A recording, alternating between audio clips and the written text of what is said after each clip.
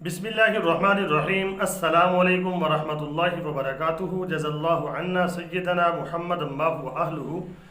मेरे नाज़रीन, उम्मीद है आप खैरियत से होंगे। मेरे नाज़रीन, आज की जो मेरी वीडियो है उसका थंबनेल और टाइटल ये है कि जो मैं आपके सामने दो हदीसें पेश करने वाला हूँ, इसमें जो पेशन गोई की गई है, दो पेशन गोइयाँ की गई हैं, एक तो पूरी हो चुकी है और दूसरी पूरी होने का वक्त आ गया है।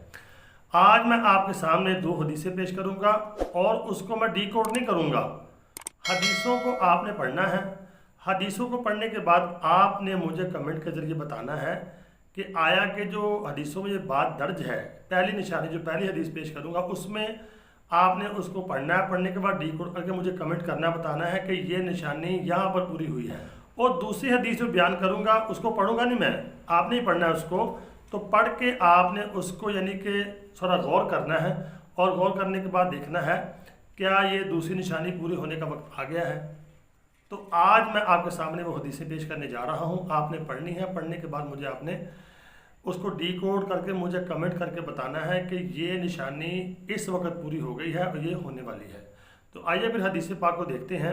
ये आपके सामने हदीसें चाह रहे हैं, इसको पढ़ें और उसके बाद मुझे कमेंट लाजमी करें।